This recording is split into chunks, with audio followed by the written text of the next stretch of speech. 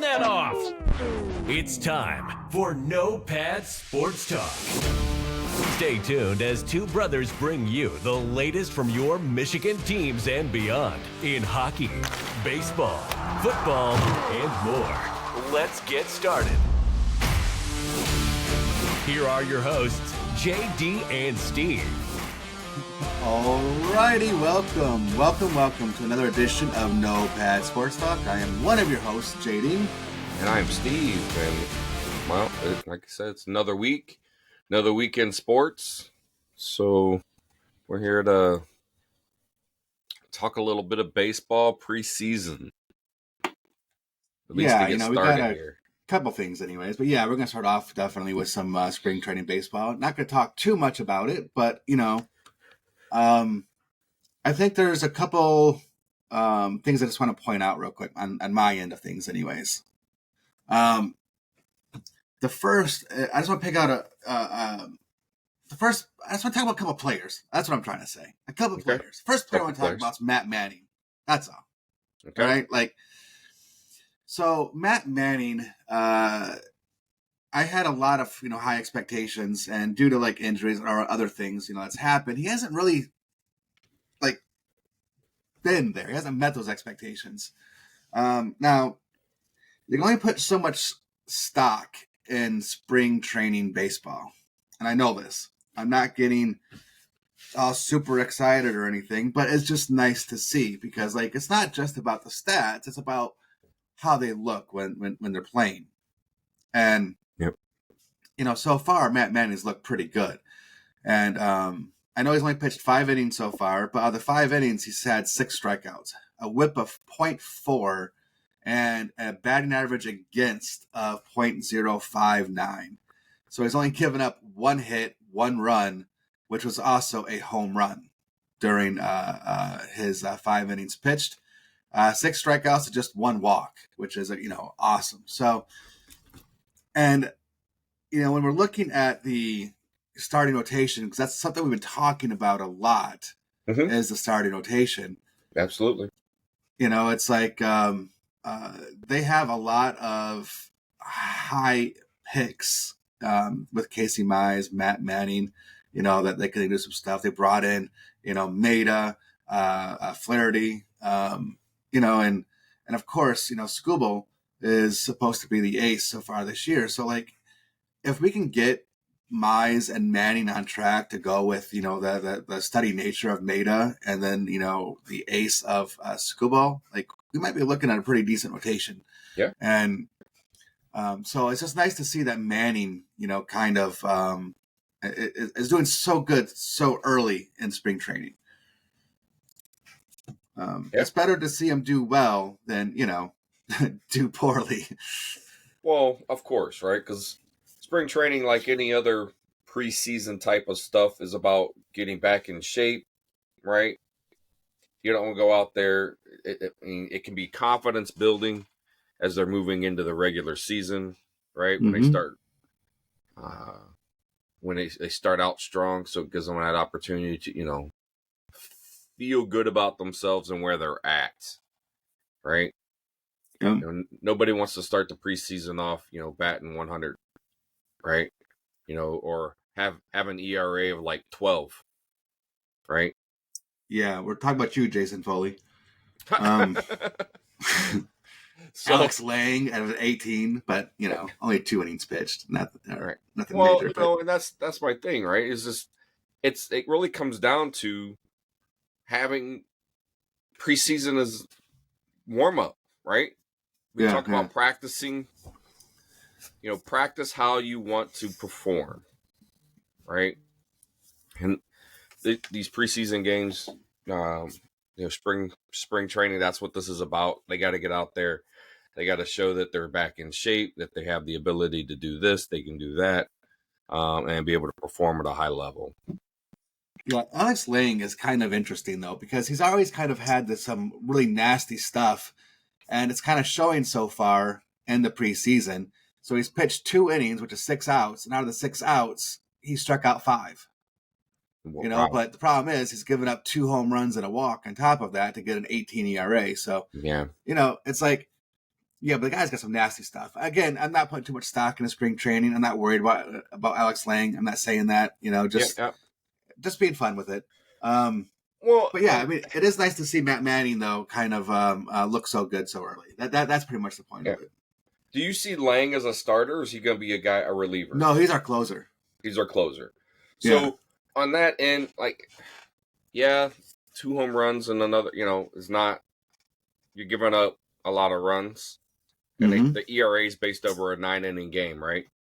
Yeah. So it's based. Okay, that's what I was making the assumption. I just want to make sure I was on the right track. So while it might not seem like a lot, he's got 2 innings pitched, 5 strikeouts. But the home runs, right? Yeah, I mean, anytime you get long balls, it's a little concerning, but correct. I mean, again, it's spring training. I'm not gonna put a lot of stock into it. It's just the, but yeah, that's not something you want to see from your closer, giving up 2 home runs and 2 innings pitched. It's definitely not, because when you bring in your closer, the idea behind the word closer is to shut down the rest of the game, right? So we can walk out with the win. So. Yeah, what is nice though so far is Tarek Skubal has not given up a hit yet, and to that extent, neither has Bo Brisk. So, again, whatever. It's not a lot to hang your hat on. It's just something nice to see. And Bo Brisk is that guy that can come in and be a starting pitcher if you have injuries too. So, but until then, he's probably going to be like some sort of relief pitcher. So that's the main pitch I wanted to highlight. The main hitter I want to highlight, the main one is Andy Ibanez. He's got 5 hits, 3 of which is a home run and a double. So 4 of his 5 hits has been for extra bases. He's got a slugging of .882. Pretty awesome. And his average has been .294 with a 12.15 ops. So, I think that the Tigers are allowing him every opportunity to be the starting third baseman because he has the most at bats so far this season. Right. A couple more than Justin Henry Malloy. So I think they're trying to give him every opportunity to kind of win a roster spot and be an everyday player. So, but other quick players to highlight, Edis Leonard. He's got a home run, 2 doubles with a .385 average so far. Jace Young, 4 hits with a .444 average so far. Nothing for extra bases. Yeah. But he still got 4 hits with a .500 on base percentage. So that's nice to see from the young player. Yeah. Parker Meadows just collected his first home run in the previous game. And he's only got 2 strikeouts with a walk. So, Parker Meadows, everyone's hoping he'll be our, everyday center fielder. And he's got a .333 average with .385 on base with a .667 slug. So, again, just some quick players to highlight as far as kind of some surprises. Yeah. Other players that are of note on the offensive side, Justice Bigby, 3 hits and 12 at-bats, 3 walks and 3 strikeouts. So it looks like he has a good idea of the strike zone, being able to walk 3 different times. Dylan Dingler, who I do believe at some point is going to be a catcher, back up more than likely on this team. He has 3 hits as well. Colt Keith, who we know is going to be on the team right out of spring training, has got .273 average. No walks, which is a little concerning in 11 at-bats, but 3 strikeouts as well to go along with it. But he does have 2 doubles out of his 3 hits. And, that's, we just got Gio Urshela just signed him to a 1-year deal, got 3 hits out of 10 at-bats. Riley Green, 2 hits, 8 at-bats. Spencer Torkelson, right now batting a whole .250 with 2 hits and 8 at-bats with no extra base hits currently. Oh, he does have a double. I'm sorry. And that's about it. That's what I kind of wanted to highlight. Well, did you want to talk about Torkelson? I do. And his averages, but depending on the count? So here's kind of where I want to take that conversation. So we were talking about the reason. Okay, man, my brain's scatterbrain right now, right? Like, so we're talking about how the Tigers actually have a plan in place, and you can see that plan unfolding when you watch who they sign, who they draft, etc. You can kind of see it happening.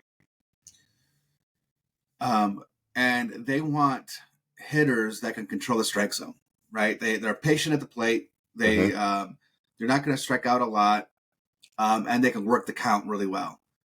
And I think when you look at the splits for Spencer Torkelson, as far as the count goes, this is the reason why.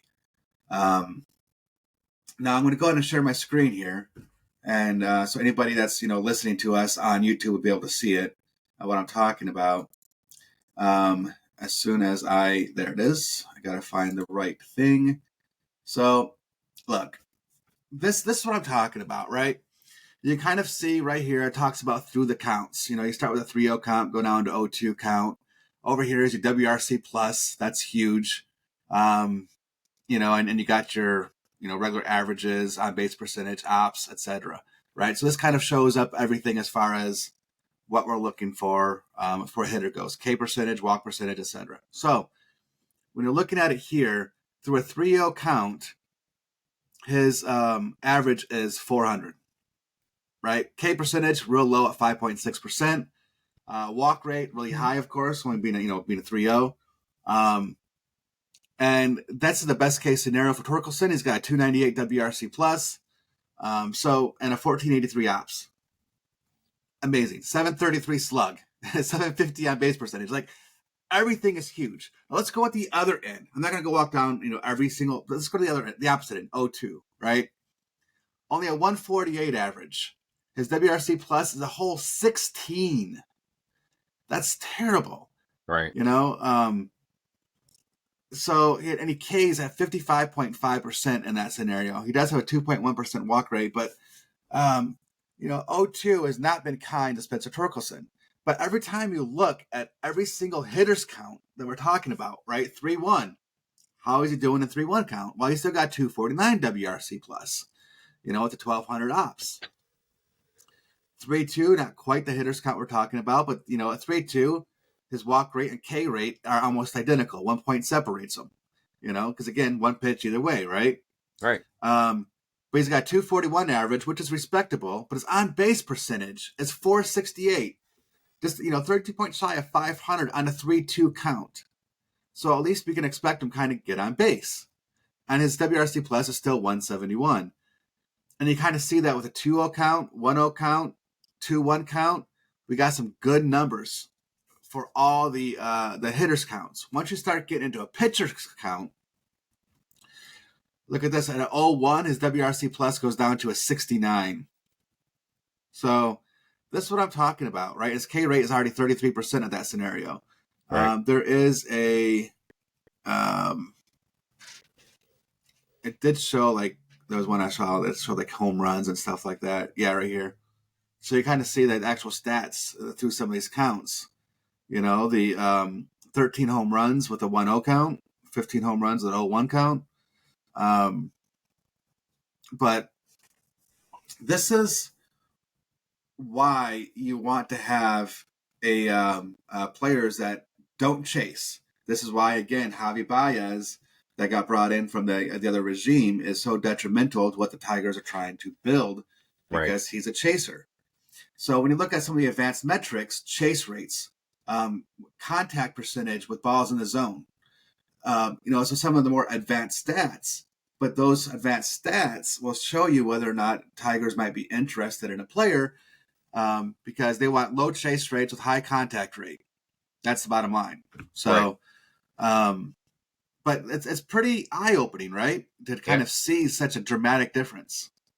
No, absolutely, right? And, I don't know that people who might watch baseball might not be in that depth in what they're looking at, and they just see a batting average. So, like, someone like myself, who sees a batting average of 250, like, really, why is this guy still on the team?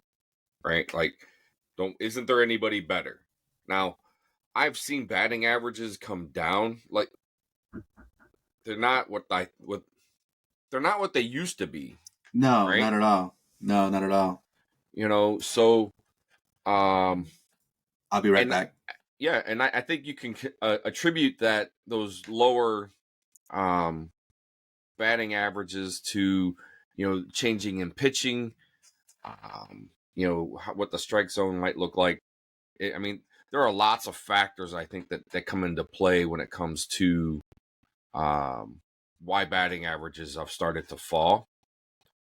I think one of the things we talked about a lot was the reason why coaches tend to let their pitchers only pitch fewer innings now, 5 or 6 innings as opposed to going the whole distance, is because, again, statistically, it's been shown that batters have a problem readjusting to a pitcher, during pitcher's changes. So, yep. And I think that has something to do with it, So, and again, it's just you have to see the changes in the game, right? And how the game has evolved. And I think with the way the game's evolved, that's why you're starting to see batting averages drop. I'm not going to say it's like a significant drop, but it's, over the last 10, 15 years, like we've seen batting averages come down. It's unusual now to see multiple players over 300. I forgot what the percent, like the numbers were, but I know that hey mom, see you later. Be Oh, safe on the road. Okay, I will. You leaving already? Okay. All right. Love you, Mom. All right. Steve says love you, Mom. Love you too. All right. But yeah, like they were talking about like how many batters hit over 300, like in like per year, per decade or whatever. Right. And it's gotten a lot less now. And so you're right. Batting average definitely come down. So, but yeah, there's and you're right. There's a lot of different reasons for it. We can dissect it, but I don't know if it's the right time to do so as to why. Yeah, right. Yeah, but it was just one of those, like, you see it because you talk about a guy like Torkelson who's even in spring trainings. I think you say he's 250. I think that's what you said he was batting. Yeah, I mean off 8 at bats, right? Like it's not like he's getting. It's not a lot exactly, but what I'm just saying, when you start seeing numbers, okay, and you got these guys who are batting 400 in spring training. Well, okay, it is spring training, but on the other side of that, I've noticed it. I've seen it. They probably dropped 20 points in the last decade. Batting averages from the 270s, 275s, right, to that 245, 250s. Yeah, 250 is actually kind of acceptable now, really. Right. But so obviously for all the young guys out there, this is another reason why you want to, kind of control the zone. Don't chase. Wait for your pitch in order to unload on. That's why it's so important. And I think that's really all I really had for baseball personally. It just kind of like a quick little look at some of the spring training stuff and use Torkelson as a prime example as to why the Tigers are going in the direction they're going in offensively. Yeah. Oh, I'm sorry. There was one more. I'm sorry. Wyatt Langford. All right. Oh, we were talking about Wyatt Langford and how him and Max Clark, will be forever be tied together. Compared because so many Tigers fans wanted Langford. Langford hit his first home run 2 games ago, and then his first home run 2 games ago, and then hit 2 home runs last game. So he's got 3 home runs now in spring training, and he's looking like the real deal. Yeah. So I just wanted to mention that. Yeah. Who was the top guy that went? Dylan Cruz. Dylan Cruz. That's right. Yeah. So, I mean, Dylan Cruz is kind of in a little bit of a worse situation, just because of the team. Yeah. So he's going to get like every opportunity, obviously. And I still think Dylan Cruz is going to be like the man. I don't know. Like, Yeah. he's still going to be the man.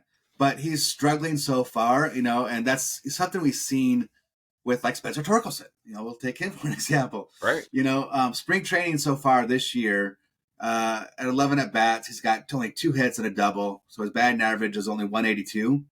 But he does have a 400 on base percentage. So, you know, again, he might just, I haven't seen a lot of his games. I haven't seen a lot of his at bats. So I can't really speak from watching anything, but it's very possible that he's just getting unlucky. I don't really think that's the case, but I just think he's, you know, just going through a little bit of struggles right now. All right. And since we're mentioning some of the top 4 or 5 players I got taken in the draft, what about Paul Skeens? Yeah. I got to give him a little bit of love because the kid threw 102, right? Yeah. Jeez, dude. So, look, he's only pitched an inning, so you can't really get too much out of just the 1 inning pitch. The only thing you can say is that even though he hasn't had a strikeout, which surprises me, and they're going to come. I'm not worried about Paul Skeens one bit. But he went 1 inning. He only saw 3 batters and got all 3 batters out. Right. So that's no hits, no runs, no walks, no nothing. Like just 3 up, 3 down. Right. So but yeah, I saw that thing and him pitching over 100 miles an hour, and I was like, holy crap. Yeah. Langford, just for comparison's sake, because we're kind of talking about Dylan Cruz as well. So the numbers, of course, I told you, had 3 home runs already. He's got 7 RBIs, a 353 average, 2 walks, 5 strikeouts, a 450 on base percentage. Look, I don't care who you are. That's amazing for a 22-year-old player in his first spring training, getting on base at a clip of 450. His ops of 1332. So, yeah, Langford. And you put him on the World Series champion Rangers roster, like, it's just disgusting. That's all I got to say. Yeah. Exactly. Yeah. So that was some very interesting, you know, just a quick look at some of these top picks from last year, because some of these guys can, you know, might be seen this year. At this rate, Wyatt Langford should make the roster out of spring training. Like, okay. Yeah, Dylan Cruz will probably get sent down to AAA. And I say this just because, you know, most those top 3 guys played at college. So they're a little bit older, so they have a little bit more experience, right? So not taking anything away from Max Clark, that's not what that was about. But it was just more about those 3 people. You know, they've got that experience already. They're 3 years ahead of where Max Clark is, right? Yeah. I'm glad you brought that up, just to make sure nobody thought that I was crapping all over the guy. I'm a fan of Max Clark. I think thought it was a great pick. You were excited about it. I thought either Max Clark or Wyatt Langford. The only reason I thought Max Clark would be the pick was because that would save us some rookie pool money to try to get someone else. And that's exactly what happened. Yep. So, but yeah, I'd have been fine with either guy. Yeah, and I think you said that even when we were watching the draft and we were doing it. I did. And I think Max Clark is still going to be the better fielder. And I think that's why Max Clark's floor is kind of so high, is because he's always like projecting what he could be. He could be, and he could win multiple Gold Gloves in center field. He's that good of a defender. Yeah. So as long as hitting comes along, we'll have to see. I don't know. Right.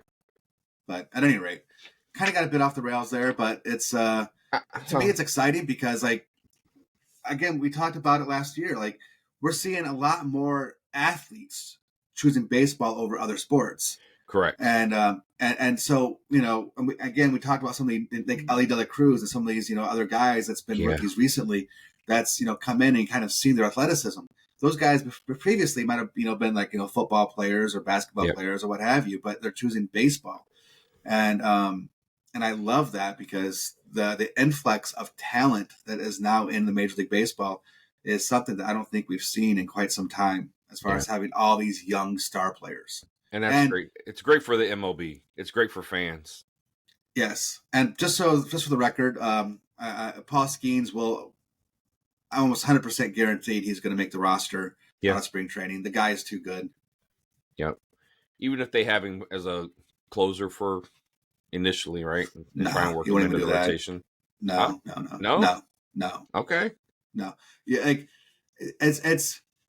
I understand your line of thinking, but that's not really the way that baseball works. Okay. Like the if you want him to be a starter, you either work him as like a long middle relief guy, or put him in for starts here and there. You don't ever want to put someone into as a closer right away. Yeah.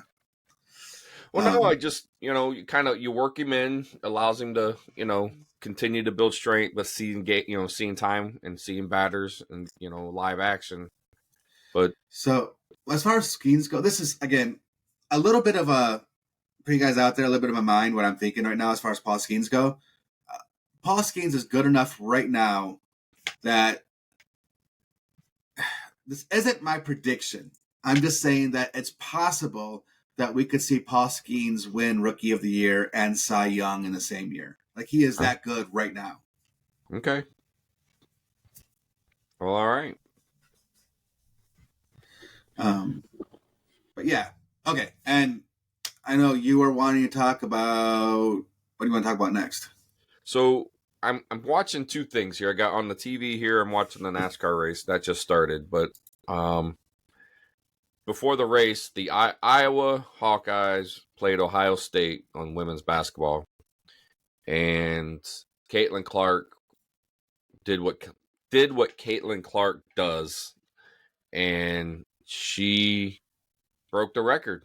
She passed Pistol Pete, and everyone could sit there and say what you want. Pistol Pete, he played in a different era, and he did, right? No 3-point line, right? He scored all those points, only played 3 seasons at the varsity level, because back then freshmen couldn't play. But he also took more shots, almost twice as many shots. Or at least that's what I heard Gus, what's-his-face, say when I was watching the game. Gus, is it Johnson? I can't think of his name. Anyway, the announcer, he was like, Pistol Pete was taking, 32 or 38 shots a game, on average, where Caitlin Clark's taking 19. Right? So, like, you can compare them however you want. Bottom line is, what she's done for basketball has just been freaking incredible. Right? Yep. So, congratulations to her. Congratulations to Iowa. They look like they sewed up the number 2 seed in the Big Ten Conference by beating Ohio State. So they split with Ohio State, but Ohio State still has a better record. But Ohio State, they've got a good team. They're ranked number 2, right? Oh, wow. Yeah. Yeah. So Ohio State is no slouch when it comes to their. They got a girl on there. Her name was J.C. Sheldon. She's an all-around ball player. Like defensively, offensively. To me, she's just, she can play both sides of that, and she did a really good job playing against Caitlin Clark. But Caitlin Clark was dishing the ball. I think she got a double-double. She didn't get the triple-double today, but it don't matter. Iowa won. She got the record. It was fantastic, and congratulations to her. And I just wanted to kind of mention that. That's huge. I mean, that record stood for a while, and big congratulations to her for that. Yeah, absolutely. And then I'm also watching some of the combine. We got the offensive linemen out here running through their drills. I saw Amarius Mims pull up a little lane. I think he pulled a hamstring on his second run running the 40. There was another guy. I did not catch his name, but I was watching him run. I mean, you could see him pull up lane. Things happen. This is training, and anything. They're pushing their bodies hard, trying to max out what they can. But some of these big offensive linemen talk like a Marius Mims. He's 6'7", almost 6'8", 343 pounds. Ran a 5.07 in the 40. That's moving for a big dude like that. Can you imagine 340 pounds plus moving at 5 that fast? Yeah. Going down the field, right? Pulling around the edge and then coming out, and that's what you see as a linebacker or a cornerback? Yeah. Yeah. No, thank you. I'm good. That's a lot of mass coming your way. But for everyone who's not aware, the combine's been happening since Thursday. I have my own opinion about those guys that opted out. JD does too. I think if you get an opportunity to come down there and you get invited, even if you don't want to throw or if there's some things you don't want to do, that's fine. But I feel like there are just some things you should do, right? I feel like talk to the media, right? Marvin Harrison didn't, right? And I don't like that personally, but yeah. And I don't take that. That just, to me, I think that looks bad, right? Then refusing to get height weight measured. If you're not gonna be there, if you're not gonna do anything, why are you there? Right? It's, to me, they're gonna say, well, I'm there. I'm just gonna talk to the teams that I think are gonna to draft me. Great. Okay, so you're gonna interview with those teams, but I've heard some of these guys talk. I don't know. Maybe there's a reason they didn't come out and interview, right? Or didn't talk to the media, because some of these guys that did probably shouldn't have. Right? But to me, the combine is about being competitive, showing what you can do. Odunze, the receiver from Washington, he's a big guy, showed a great work ethic, right? In that he was running the 3-cone drill, but he's trying to do better than he had, right? And everyone kept saying, Right. Look, you've already got a time. Why do you do it? He's like, I need to do this, right? Because he kept clipping a cone on his way back, and he didn't want to do that. He was trying to run it clean. And I can respect that. He earned a lot of respect from me as a player and as a competitor by, even though no one was there, like, he had already run it 4 or 5 times before the media had actually caught on what he was doing. Right. So he wasn't doing it for the media attention. He was just doing it because inside he knew he could do better. So that's the kind of player that I like. I like a guy that's going to go out there. He wants to compete. He wants to show what he can do. Game tape is great, right? And to me, game tape is probably one of the biggest, most important pieces that you can watch. Number one. It really is. The combine, it comes down, okay, your size, your measurables, your 40 times, your 3-cone, your bench press, like all these things show aspects of ability, but what are you doing on the field, right? And to me, that, I get you want to leave it to your game tape, but on the other side of that, you got an invite to come out there. People want to see what you can do. But look, I'll say this about doing the combine, because I look at it a little bit different than you. Yep. Surprise, I guess. Well, yeah. It's like what we're talking about with the bowl games. Look, once unless you're competing for a championship, the bowl games to me meaningless. I don't care. I'm like, if I was a player and I had a chance, especially going high in the NFL draft. Okay, let's say first round. If I was a first round talent, and we're playing in some meaningless bowl game, I don't care, dude. Yeah, like, I don't care about the bowl game. I'm like, now if you're talking about playing in the games to get to the NCAA championship, totally different story. I'm going to be there giving 100% all the time. But the only thing I have a chance to gain or lose is nothing to gain, everything to lose because of an injury. Like we've seen people, get dropped out of the first day altogether, sometimes the back end of the second day just because of an injury. Look at Hendon Hooker. Perfect example. So why would you risk yourself and your future for a meaningless game? And I look at that similar to the combine. Okay. All right. Like it's if you think that you've already proven everything that you have to prove on the field, if you're already looked at, like for Caleb Williams, first overall draft pick, even though I don't necessarily agree with that, but let's just say that that's what it is. Then what do you really have to gain from the combine? Right? Like if you run the 40 and you pull a hammy, or tear an ACL, like what you think that you're gonna be first overall drafted now and lose all that additional cash? Like, I mean, okay, I don't know. I just think it depends on your own personal situation. If you have nothing to gain from it, don't do it. I think that's the bottom line. So, taking what you've said, I understand that not wanting to get hurt, right? I do.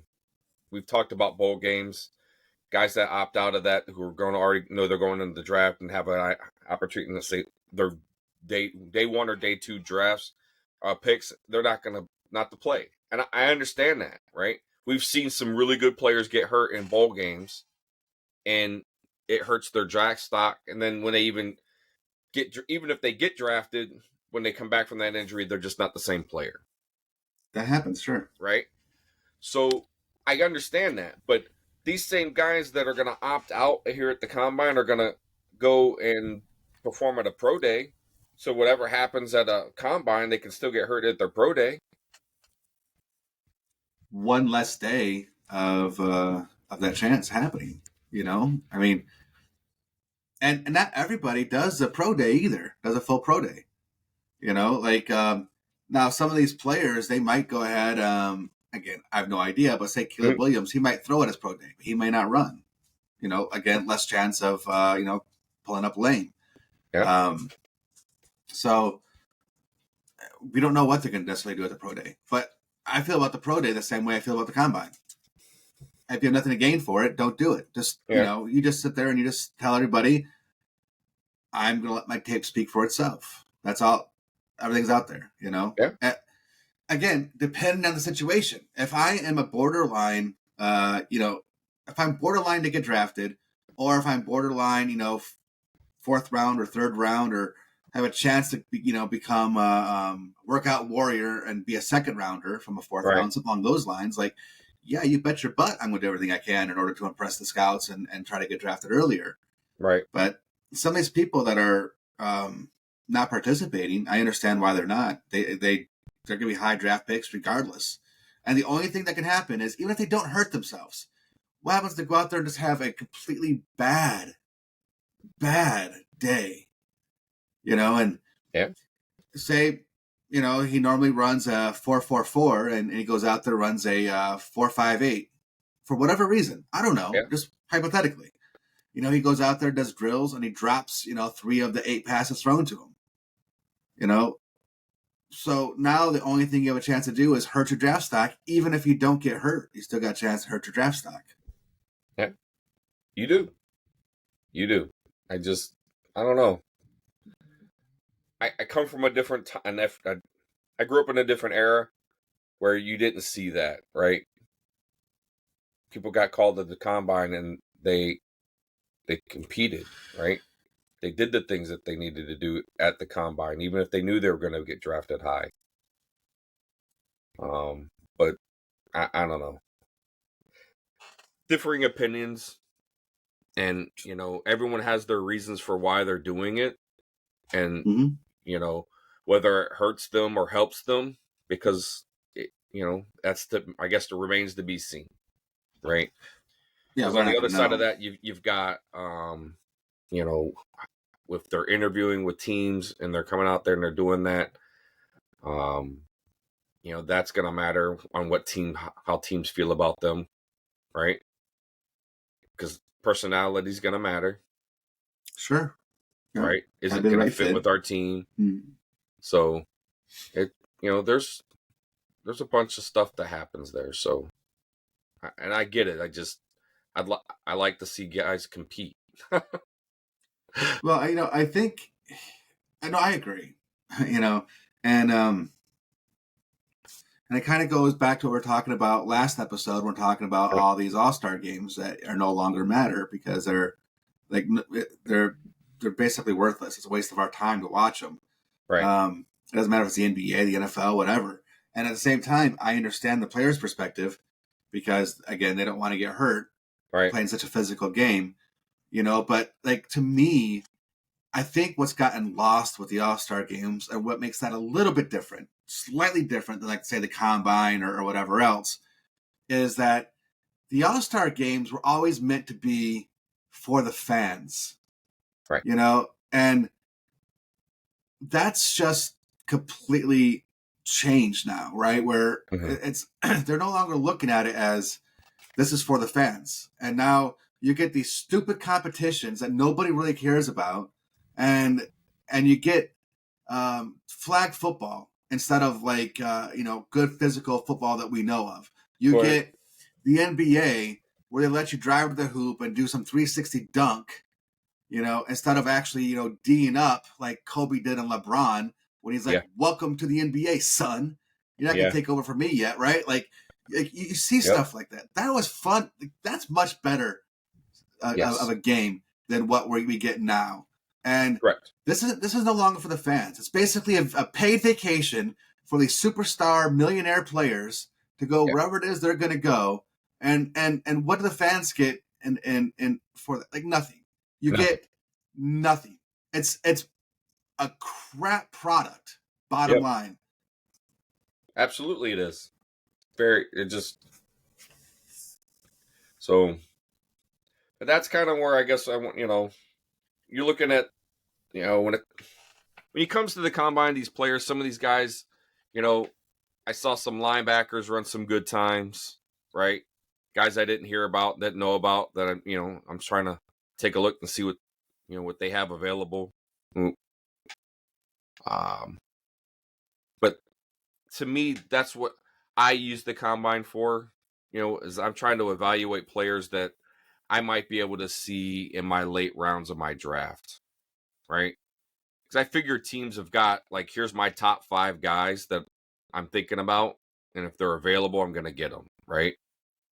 Yep. It's those round 5, 6, and 7 guys, right, that we're talking about, that you use the Combine, you use those pro days to start filling those roster spots, right?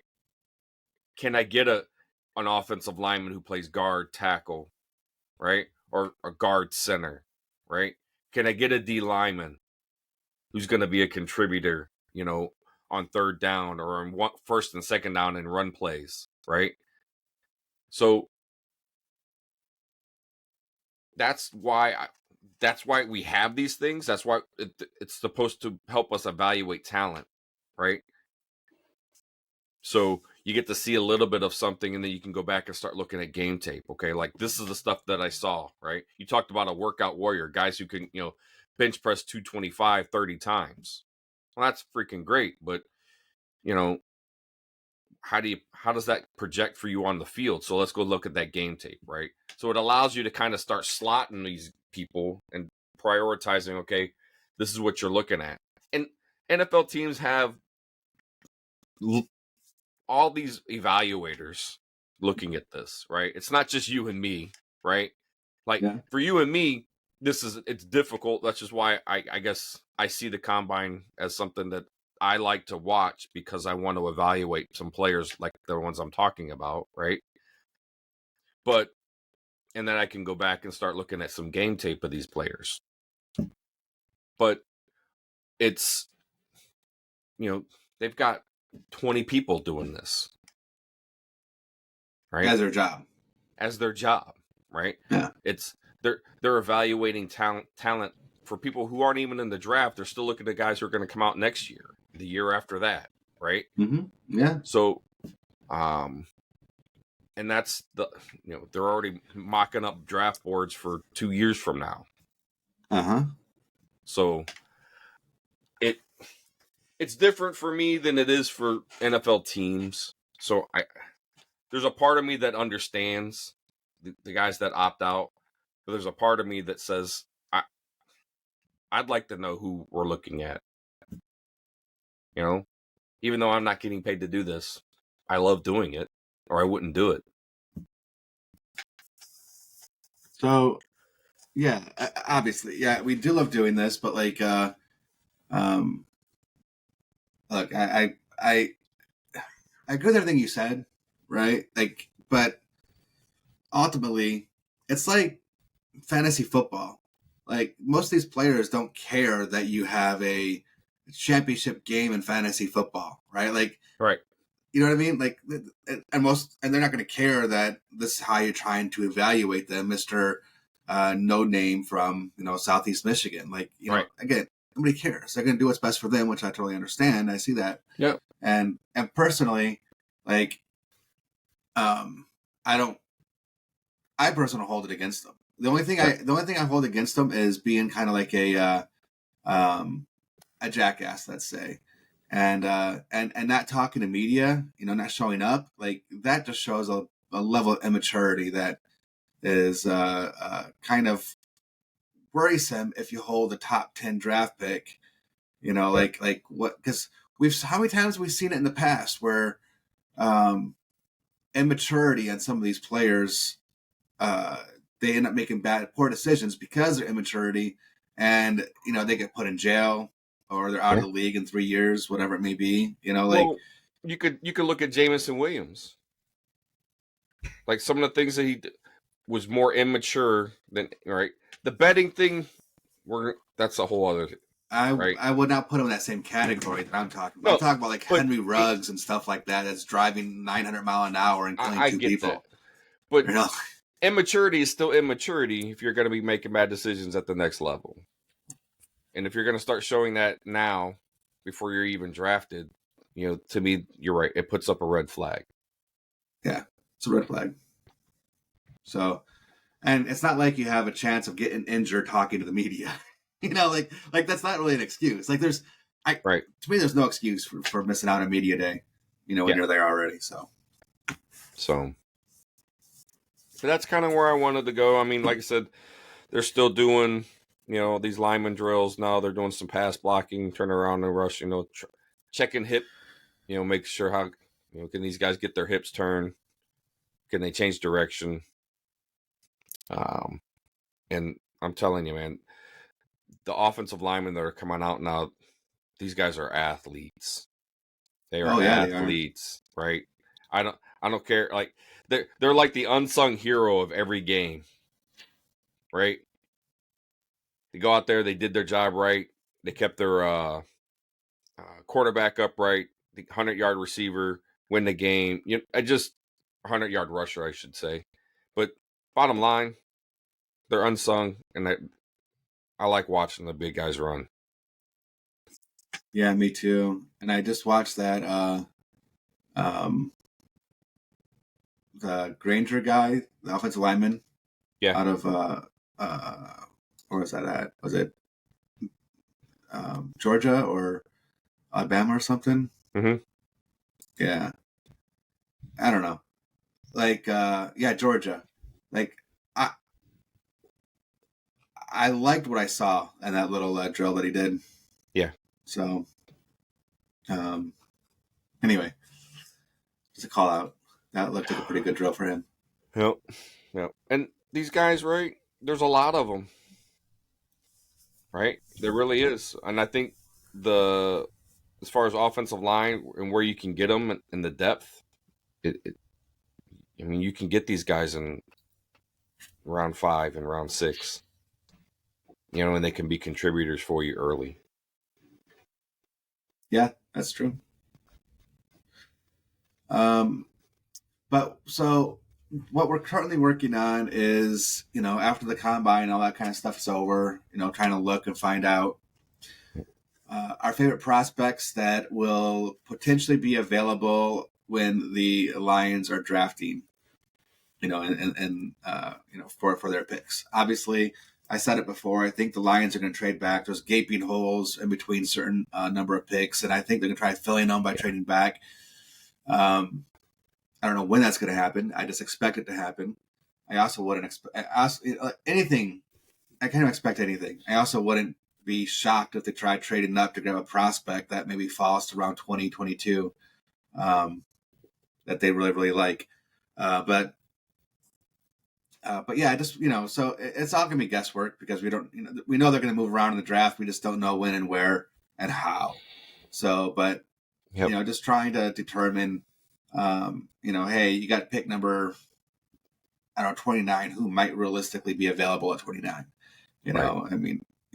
Marvin Harrison Sr. probably not going to make that list, right? So we're not really going to be saying no, like that's who we want them to target. But anyone with a legitimate shot of being drafted around that, we're going to try to put on those lists after the combine's over and we get a chance to kind of, reevaluate.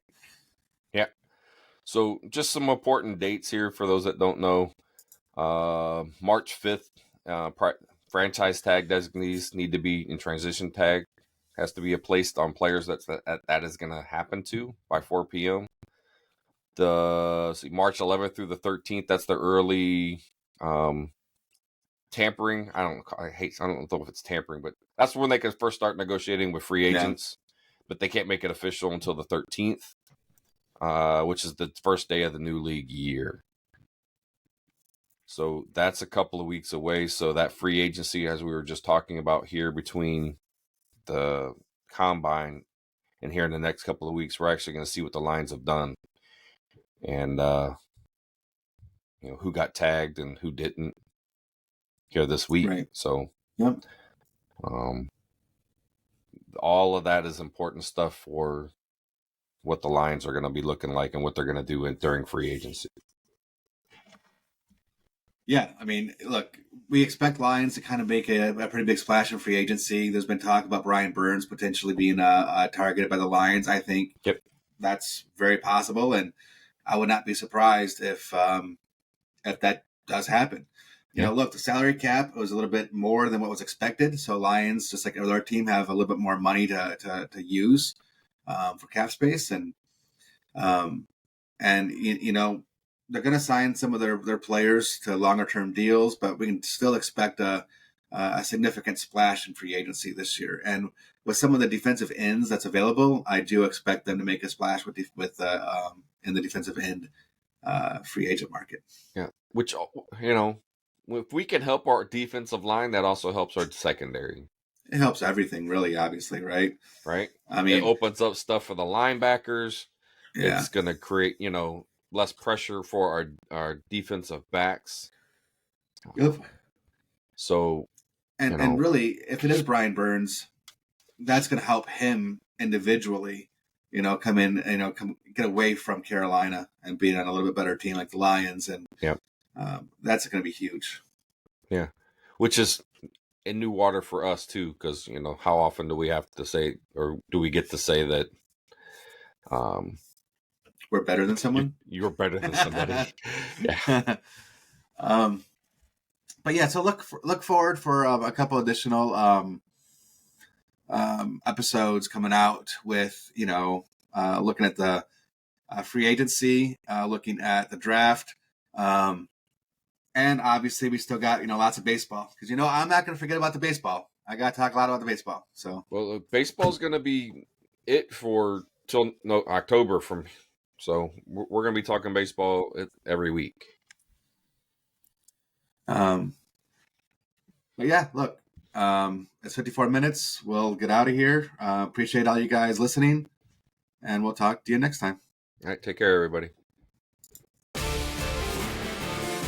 Thanks for listening to No Pads Sports Talk. Be sure to subscribe so you don't miss a single episode. While you're at it, help spread the word by leaving a rating and review wherever you listen to podcasts. Follow us on social media at No Pads Sports Talk.